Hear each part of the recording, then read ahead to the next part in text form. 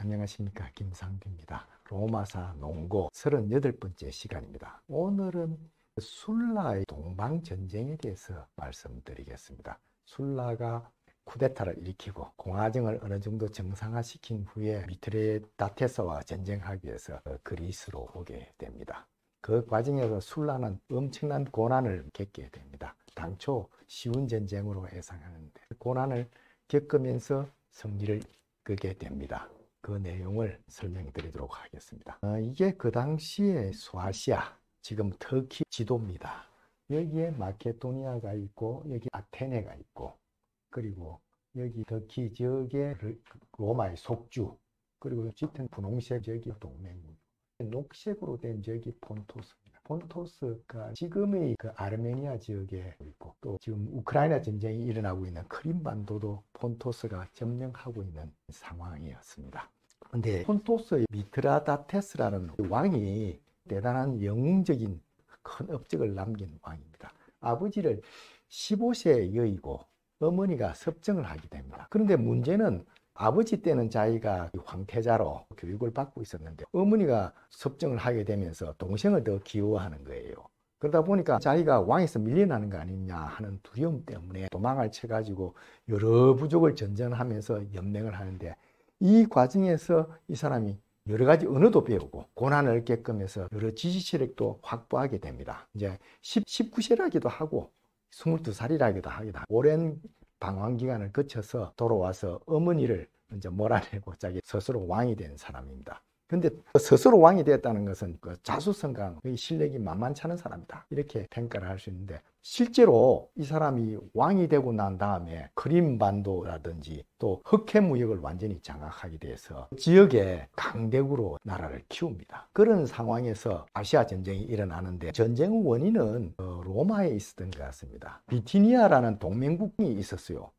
그 왕을 사실은 로마가 임명을 한 겁니다. 그 당시에 로마 동맹국은 왕이 이제 임명직 비슷하게 되는 상황인데, 그 왕이 되면서 그 로마한테 약속을 많이 했어요. 돈을 주겠다, 보물을 주겠다는 약속을 했는데, 로마의 그 당시 사령관이 아킬리우스였는데 그 돈을 내놓아라 그러니까 왕이 이제 지금은 돈 없다, 나중에 줄게 했는데, 아킬리우스는 그러지 말고 폰토스를 공격해서 그 전리품으로 갚아라, 이런 이야기를 합니다. 그러니까 실제로 전쟁을 유도한 거죠. 근데 일부 사가들은 이 사람이 마리우스하고 굉장히 친했다, 마리우스가 원래 아시아 전쟁을 하고 싶어 했다, 그래서 아킬리우스를 통해서 아시아 전쟁을 도발한 거 아니냐, 그 주장하는 사학자도 있습니다. 그런 주장은 아마 마리우스의 정적인 술라 쪽에서 제기했지 않나 하는 생각도 듭니다. 그런데 비티니아가 그 실력도 안 되면서 공격을 했는데, 그 폰토스 미트리다테스가 아까 말했다시피 강대국이 됐다 그랬지 않습니까? 그 로마와 동맹국 비티니아를 대치기를 하는 거예요.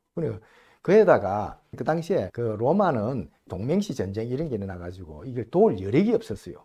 그리고 그리스와 아시아 속주 이런 데는 그 로마가 수십 년간 통치를 잘못했어. 너무 가렴주구를 하다 보니까 민심이 이반되어 있는 상황이었습니다. 그러다 보니까 아시아와 그리스를 금방 점령해버립니다. 특히 미트리다테스는 나는 아시아나 그리스 너의 자유를 위해서 나섰다, 내가 해방자다, 그런 그 구호를 외치면서 군대를 끌고 옵니다. 그리고 너희들 진짜 나의 동맹국이라고 생각되거든, 그 로마 놈들, 징세청법자 같은 놈들 다 죽이라, 이렇게 지시를 합니다. 근데 이걸 그 아시아와 그리스 사람들은 적극적으로 협조를 못합니다. 그만큼 로마에 대한 감정이 악화되어 있는 상황이었습니다. 단지 로도스 같은 일부 도시만 그 미트리다테스의 공격을 막아내갖고 그 로마 동맹국을 유지하고 있었지, 대부분 다 넘어갔습니다. 그래서 아테네 이런 데도 다 넘어가 있는 상황이었습니다. 근데 이제 술라가 로마에 있을 때는 쉬운 전쟁을 빨리 끝내고 또 많은 전리품도 챙기겠다, 이런 생각을 했는데 와보니까 그렇게 아닌 거예요. 보니까 자기 군대는 너무 적은 거야, 저 폰토스군에 비해서. 미트리다테스는 수십만의 군대를 갖고 있다 그랬지 않습니까? 그러다가 또 전비도 없었어요. 왜냐하면 로마가 내부 싸움 한다고 전비를 충분히 줄 수 있는 형편이 아니었고, 거기다가 그 동맹국들도 다 사라져 허벌판에 와 있는 거예요. 그래서 굉장히 어려운 전쟁을 할 수밖에 없는데, 첫 번째 전쟁이 바로 아테네입니다. 아테네가 이제 여기인데, 아테네를 처음으로 공격하게 된 이유가 아테네가 이제 뭐 그리스 또는 관문입니다. 물론 육지 쪽으로는 마케도니아를 와야 되는데 마케도니아는 그래도 로마군이 막고 있었어요. 그런데 아테네는 그러니까 아르켈라오스라는 폰토스군의 명장이 점령해버린 상황이었어요. 근데 이 친구가 장군으로서는 굉장히 훌륭했습니다. 술라의 약점을 정확하게 알고 있는 거예요. 술라는 보급이 잘 안 된다. 그리고 해군도 없더라. 그러니까 내가 아테네에서 장기전을 하면 술라는 저절로 무너질 것이다. 이런 판단을 해서 공성전을 유도합니다. 그러니까 술라는 그 굉장히 곤란한 입장에 처하게 돼요. 또 술라가 떠나온 후에 곧 킨나 쿠데타가 일어나지 않습니까? 전쟁에 나간 술라를 그 국가의 적으로 선포하고 지휘권을 박탈합니다. 당연히 보급도 잘 안 되겠죠. 이런 상황에서 정쟁을 오래 하다 보니까 병사들의 사기도 떨어지고 어떻게 보면 그러니까 술라는 병사들의 반란을 걱정해야 되는 상황까지 옵니다. 그래서 그 전비를 마련하기 위해서 술라는 온갖 수단을 다 씁니다. 로마 지원도 끊기니까 신전을 약탈해서 보급품을 전비를 마련을 합니다. 근데 신전 약탈이라는 게 깨름직하지 않습니까? 그 당시의 사람들은 특히 로마 사람들은 종교나 신앙심이 깊은 사람이었는데 그러다 보니까 뭐 두들두들하고 이러니까 걱정하지 마라. 우리가 신전을 약탈하는 게 아니다. 도둑질하는 게 아니다. 당시 차입하는 거다. 나중에 우리가 갚아주면 된다. 이렇게 부하들을 따돌거리고 또 부하들이 신전 가서 보니까 이상한 소리가 리라 소리가 들렸습니다. 이런 불안한 이야기를 하니까 아니다. 리라 소리, 음악 소리 같으면 신의 찬탄이다. 걱정하지 마라. 이렇게 따돌리면서 전비를 마련합니다. 또 봉쇄도 힘들었어요. 왜냐하면 적장이 성곽에 의존해서 막아대니까 3배의 병력으로도 쉽지 않은 게 이제 공성전이지 않습니까? 그런 상황에서 그 공성기계 이런 거 수십 번 불태워가면서 거의 1년에 걸쳐서 봉쇄 끝에 아테네를 함락합니다. 오랫동안 싸우다 보니까 약탈이 굉장히 심하게 일어나는데 술라가 그 중단시킬 수도 없어요. 왜냐하면 병사들 자체가 분노하게 있으니까. 그리고 그동안 많이 굶주렸지 않습니까? 그러니까 그 악명을 남기는 그런 전쟁이 되고 말았습니다. 그 뒤에 미트리다테스는 아테네가 물러나니까 너가 그 몇 명 안 되는 그 로마군하고 왜 그렇게 오래 시간을 끄느냐, 빨리 끝내라, 이런 지시를 내립니다. 그러니까 로마군의 3배 이상 되는 12만 병력의 폰토스군은 이제 전면전을 치려고 그럽니다. 어떻게 보면 이게 술라한테는 다행인지 몰라요. 술라가 제일 걱정한 것이 그 아테네 쪽은 공성전을 버티면서 그 뒤에서 폰토스군이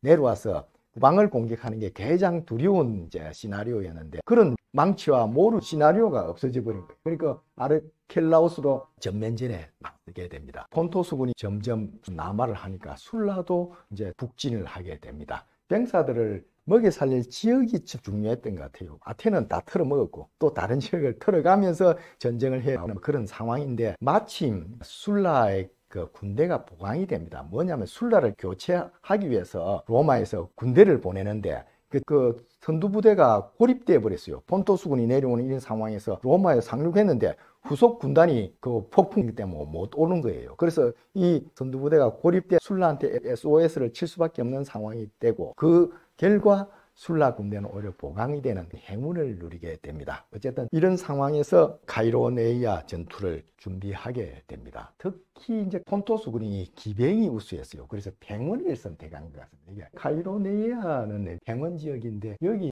아르켈라우스 캠프가 있다가 이렇게 군대를 전진 배치하니까 술라는 이쪽으로 와서 여기 있다가 여기 맞은편에 자기 진영을 구축을 하는데 폰토스군이 숫자가 많으니까 이렇게 굽어져서 술라 진영을 옆구리를 공격을 하는데 이걸 로마군이 막다가 굉장히 밀립니다. 그래서 이쪽에 있던 술라가 와서 이걸 방어하는 역할도 하고 이 병력이 다시 이쪽으로 가니까 술라가 또 따라가서 싸우고 이런 완전히 동해 번쩍 서해 번쩍 하는 활약을 하면서 막아냅니다. 그런데 중요한 거는 그 당시에 로마군이 혼연일체가 되어 있었다는 거예요. 오랫동안 술라와 같이 전쟁을 하다 보니까 또 술라가 그 자기를 희생하면서 온갖 수모를 겪어가면서 전비도 마련하고 고생하는 걸 그 곁에서 지켜봤기 때문에 술라와 완전히 하나가 돼서 전쟁을 치릅니다. 그래서 3배나 되는 병력을 물리치게 되는데 술라 측 주장이라 이야기할 것 같으면 저 폰토스군은 10만이 죽었다. 그리고 우리는 14명밖에 안 죽었다. 이런 주장하는데 그건 조금 과장인 것 같습니다. 여기도 상당한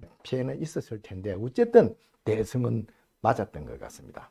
그리고 그 전쟁이 끝나자마자 또 하나의 고난이 왔는데 그게 뭐냐면 그 BC 86년에 킨나 정부는 플라쿠스라는 장군한테 2개 군단을 맡겨서 그리스로 파견을 합니다. 그리고 술라를 교체하려 그럽니다. 근데 술라는 반대라 나는 군대 인계를 할 수 없다. 오히려 킨나가 찬탈자다. 그리고 나는 그 당시에 정식으로 임명받은 전직 집정관이다. 그뿐만 아니라 나는 여기 와서 아테네 공성전도 있고 카이로네아 전쟁에서도 내가 이겼다. 어떻게 승리한 지휘관을 교체할 수 있느냐. 나는 못하겠다. 이렇게 버팁니다. 근데 사실은 이 플라쿠스라는 사람이 그 당시 로마 원로원의 프린캡스, 그러니까 1인자의 사촌 동생이었어요. 근데 원로원은 귀족파지 않습니까? 술라한테 화해를 하려는 제스처를 보내고 있었습니다. 그 지침이 아마 전달됐을 거다 하는 게 마지막 보수주의자를 쓴 케베니의 주장입니다. 어쨌든 그런 메시지를 받으니까 술라는 원로원의 호의적인 입장을 간파한 상황입니다. 그런 상황에서 폰토스군이 다시 군대를 재정비해서 쳐들어오니까 두 로마자가 우리끼리 대치하고 싸울 때가 아니다. 우선 적과 싸워야 된다. 이 지역은 내가 맡을 테니까 플라쿠스 너는 저 아시아로 가라. 이렇게 된 것 같습니다. 그리고 플라쿠스 입장도 병력도 적고 또 탈주병도 증가한다. 이렇게 이제 일반 역사책에는 되어 있는데 탈주병이 증가했다는 것은 최초의 선두부대가 전쟁을 거치면서 술라 부대가 되어버린 겁니다. 그걸 달라고 할 수도 없고 또 그쪽에 올려고도 하지 않고 그러다 보니까 자기는 아시아로 진출할 수밖에 없는 상황이었고 술라는 또 폰토스 군과의 다음 전쟁을 대비를 합니다. 돌아서자마자 전쟁을 치러야 되는 게 술라의 숙명이었던 것 같습니다. 오르코메누스라는 데서 다시 전쟁이 벌어지는데 폰토스 군은 이제 종전과는 달리 전면전을 하더라도 장기전을 치를 준비를 합니다. 왜냐하면 카이로네이아에서 패배한 경험이 있지 않습니까? 로마군과 전면전을 해서는 질 가능성도 있다. 그러니까 전범들을 지치게 만들고 소모전을 해서 병참을 어렵게 만들어야 된다. 이런 생각에서 뒤에는 험준한 산이 있고 강 너머에 병원이 있는 지역에 강력한 수비 진지를 구축을 합니다. 술라도 폰토스병의 기마병이 활동하는 걸 막아야 되기 때문에 청면을 보호하기 위해서 참호를 여러 군데 팝니다. 그런 걸 보면서 이거 그냥 놔두면 안 되겠다 해서 폰토스병이 참호 파는 걸 공격을 하는데 이때 기습 공격을 당하니까 로마군이 물러나게 되었어요. 그때 술라의 진가가 드러납니다. 술라가 제일 앞장서서 나아가면서 너희들이 사령관을 버린 곳이 어디냐 물어보거든. 오르코메노스라 그래라. 그러면서 자기 앞장서 나가니까 부하병사들도 용기를 얻어가지고 다시 공격을 해서 격퇴합니다. 또 이제 전술적으로 또 어떤 때는 후퇴를 하면서 폰토스 전체 군대를 숨겨놓은 말뚝지대를 유인을 해서 섬멸을 하기도 합니다. 그래서 이 전쟁을 다시 승리를 이끌고 그리스를 완전히 정복하는 큰 업적을 남기게 됩니다. 그 뒤에 술라와 헤어져서 아시아로 간 플라쿠스는 군대의 반란 때문에 죽습니다. 특히 부사령관이 핀버리아는데 병령에서 병사들을 선동합니다. 플라쿠스가 병사들이 전리품을 훔쳤다. 우리가 약탈한 걸 지가 다 가져가려고 한다. 이런 식으로 병사를 선동해서 플라쿠스를 죽음으로 몰아넣는데 겉으로 드러난 거는 그렇지만 실제로는 핀버리아와 플라쿠스는 소속 신분이 달랐어요. 핀버리아는 민중파에 속했고 플라쿠스는 귀족파에 속했어요. 어떻게 보면 킨나는 플라쿠스를 감시하기 위해서 핀버리아를 부산과 보낸지도 모릅니다. 그러니까 플라쿠스가 술라와 싸우지 않고 물러난 데 대해서 의심을 품고 그 문제를 삼아서 플라쿠스를 죽였지 않느냐 하는 생각을 가지게 합니다. 그런데 핀버리아는 군인으로서는 탁월했다 그래요. 다시 아시아로 가서 미트리다테스 군대와 전쟁을 했는데 미트리다테스 입장에서는 그리스로 술라와 전쟁에 군대를 다 보내버린 거야. 20만 이상을 보내고 나니까 군대가 좀 적었던 것 같습니다. 핀버리아는 그걸 알고 급습을 해서 미트리다테스 왕을 공경에 몰아넣습니다. 그 당시에 잘만 했으면 생포를 할 수도 있었을지도 모른다는 주장도 있습니다. 루쿨루스가 술라의 명을 받아서 해군을 만들어서 함대를 이끌고 오고 있었습니다. 그때 마침 이 폰토스 지역을 지나갔던 것 같은데 그때 핀버리아는 루쿨루스의 협조서안을 보냅니다. 우리하고 협조해서 미트리다테스를 체포하자 이런 주장을 했는데 아마 루쿨루스는 전쟁의 공을 핀버리아에게 넘기기 싫었던지 협조를 하지 않고 지나갔던 것 같아요. 그 결과 미트리다테스는 빨리 술라와 평화협정을 하려는 생각까지 가지게 됩니다. 그런데 왜 술라 군대는 반란이 일어나지 않았을까 또 의문이 날 것 같아요. 그런데 그 당시에 실제로 하극상의 시대입니다. 뭐냐면 로마의 술라도 쿠데타를 일으키고 킨나도 쿠데타를 일으키고 그러다 보니까 그 핀브리아가 병사들 선동해서 플라쿠스를 죽이는 그런 사건까지 있었는데 그 어떻게 보면 술라는 킨나로부터 로마 정부로부터 국가의 적으로 선포되었으니까 누구든 반란을 일으킨다고 해서 법적으로는 문제될 게 없었어요. 그런데도 그 병사들은 로마 본국보다는 오히려 술라 편을 듭니다. 그렇게 한 거는 술라는 병사들에게 최대한 영합을 했다 이런 생각이 들어요. 병사들이 기울 등 사소한 거는 건드리지 않는 거야. 또 병사들이 필요한 소모품이라든지 전비, 식량 이런 거는 혹시 부족할까 싶어 신전까지 약탈하면서 돈을 마련하고 그리고 제일 중요한 것은 로마를 위한 전쟁에 모든 걸 걸었습니다. 공학을 위해서 내가 싸우고 있다. 적과 싸우는데 모든 병사들이 그 공감을 했고 또 그 대의명분에 그 병사들이 함께 나선 거 아닌가. 그런 것이 술라의 성공을 가져왔다고 생각이 됩니다. 이제 술라의 고난을 다시 한번 리뷰해 보면 그 아까 말한 아르켈라오스의 소모전에서도 술라는 신전약탈 이런 것까지 해가지고 전쟁을 수행하고 그 자기를 국가의 적으로 선포하고 보급을 끊고 교체 병력을 파견했는데도 오히려 교체 병력을 자기가 흡수하게 됩니다. 또 술라와 전쟁을 안 하고 합의를 시도했던 또 아시아로 떠나준 플라쿠스가 술라에게는 행운이었다는 생각이 듭니다. 그리고 폰토스 군과의 전투도 소모전을 피한 게 행운이 아닐까 생각되고 적은 병력으로 솔선수범과 철저한 준비로 승리를 했는데 이게 받고 이런 고난 극복 과정에서 오히려 병사들과 더욱더 많은 사람들의 지지를 획득하고 또 술라의 나쁜 이미지가 좀 퇴색된 거 아닌가. 로마 최초의 쿠데타라는 술라의 그 원죄가 있지 않습니까? 이런 업이 이 고난 극복 과정에서 씻어졌다 생각이 듭니다. 고난이 참 중요한 것 같아요. 그 어떻게 보면 그 최근에 이재명 후보의 고난과 극복 이런 게 이제 과도가 되는데 그 이재명 후보의 성공의 1등 공신은 윤석열 전 대통령이 아닐까. 왜냐하면 이 후보의 권한이 전부 다 윤석열 전 대통령이 부과한 거 아닌가 하는 생각이 들어요. 선거법이라든지 부빈법 카드 수사 이런 것이 절체절명의 위기를 만들었고 또 목에 칼을 맞는 위험 이런 걸 이제 잘 참고 견뎌내면서 자기의 위상이 더욱더 견고해지지 않았나. 그리고 그 계엄의 위험 속에서도 그걸 기회로 만들므로써 대선을 눈앞에 둔 상황을 만들어냈다. 그러니까 고난이 바로 성공의 비결이었다. 이렇게 말할 수도 있을 것 같습니다.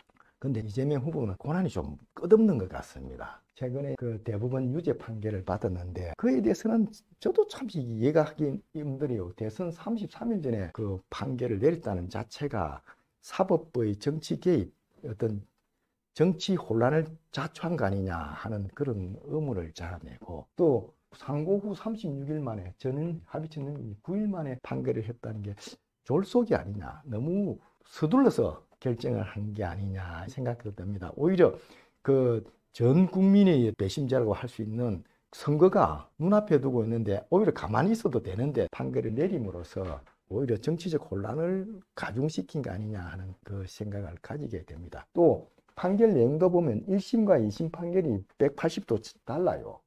이게 법원 내부에 큰 시각 제약이 존재한다는 거고 이걸 그 일방적으로 1심을 선택했는데 어떻게 보면 사법부 내의 갈등을 해소하는 노력도 없었지 않았나 생각이 듭니다. 1심은 그 거짓말을 보는 게 전체 맥락과 유권자의 시각에서 판단해야 한다고 하는데 그럼 유권자의 시각이라는 건 조금 이해가 하기 힘들어요. 왜냐하면 유권자가 뭐 4천만이나 되는데 어느 유권자 시각입니까? 그런 게 조금 안 맞고 오히려 객관적이게 하는 게 맞지 않느냐 생각이 들어요. 그 거짓말이 누가 보더라도 아 거짓말이란 하는 증거가 있느냐 그리고 그 정황이 있느냐 이런 판단을 하는 게 더 맞았지 않느냐 생각이 드는데 전체적인 맥락이라는 게 굉장히 추상적입니다. 그래서 2심 판결이 오히려 더 맞았지 않는 구체적 상황을 고려하는 게 맞지 않아요. 구체적 상황에서 이게 거짓말이 아닌지 객관적인 판단이 가능하지. 그리고 또 애매할 때는 피고인이 유리한 걸 하는 게 우리 형사법의 대원칙이지 않습니까? 그런 걸 다 설명을 할 수 있어야 되는데 못 했으니까 솔로몬의 지혜도 없었다. 그런 생각도 들고 정치인의 표현의 자유를 엄격하게 해석해야 된다. 이런 주장도 있었습니다. 그렇게 해서 소수설은 그 정치적인의 표현의 자유는 확대하는 게 추세다. 이런 말도 했는데 정치적 표현의 자유는 굉장히 중요합니다. 국회의원한테 왜 면책특권을 부여합니까? 국회 내에서 자유롭게 말할 수 있도록 하게 됐으면 부여합니다. 왜냐하면 우리는 앞날을 몰라요. 한 치 앞도 내다보지 못합니다. 그렇기 때문에 각가지 의견을 내게 하고 그 중에서 옳은 걸 선택해 가는 과정이 합의 과정이 아닌가, 정치 과정이 아닌가 하는 생각이 들어요. 그래서 정치적 표현은 자유롭게 더 많아야 되는 게 아닌가 하는 생각이 들고, 특히 선거도 일종의 컨테스트 아닙니까? 어떻게 보면 선거 나는 후보들이 자기 역량을 최대한 발휘하게 해야 되는데 그 발휘하는 과정에서 조금 과장이나 이런 건 있을 수 있는 거 아닌가 이런 생각도 들어요. 그런 걸 허용해야 진짜 훌륭한 후보를 우리가 고를 수 있지 않나 하는 생각이 듭니다. 그래서 미국이나 외국은 이런 자기 자신에 대한 거짓말에 대해서는 굉장히 완화해서 판단을 하고 있지 않나 생각 들고, 우리 선거법에서도 개인의 신상이라든지 업적이라든지 이런 걸 과장하는 걸 문제 삼지, 토론 과정에서 일어나거나 설명 과정에 일어나는 이런 것까지도 거짓말로 보는 건 확대성 아닌가. 그래서 상당히 불만족스러운 생각 들고, 이것이 대법원의 권위와 신뢰를 굉장히 떨어뜨리지 않나 하는 생각도 듭니다. 그리고 큰 인물은 항상 고난이 많다고 생각돼요. 그래서 종교에서도 고난을 달게 받으라 이런 말을 많이 하는데, 맹자고자편에 보면 하늘이 장차 어떤 사람에게 큰 임무를 맡기려 할 때는 반드시 먼저 그의 마음을 수고롭게 하고 뼈를 수고롭게 하며 그의 몸을 궁핍하게 만든다. 그 이유는 이 사람의 마음을 분발하게 해서 그가 할 수 없었던 일을 해낼 수 있는 능력을 키우기 위함이다. 이런 표현을 합니다. 대법원이 이 판결에 대해서는 앞으로 대선에서 국민들이 함께 판단할 것으로 생각이 됩니다. 이재명 후보가 의연하게 대선에 임해주길 이제 바랄 뿐이고, 그리고 모든 좋은 일에는 마가 많이 낍니다. 호사다마. 그러니까 이제까지 그랬듯이 사필기정이 될 것으로 판단이 됩니다. 문제는 아까 술라 전쟁에서도 공성전을 오래 하다 보면 분노가 끓어오르지 않습니까? 이재명 후보가 고난이 너무 많다 보니까 분노가 너무 끓어오르지 않을까, 그게 걱정이 좀 됩니다. 이재명 후보는 후보 수락연설 때 말한 그 통합기치를 계속 유지하기를 당부드리고 싶다는 말을 하면서 오늘 이야기는 여기서 마무리하겠습니다.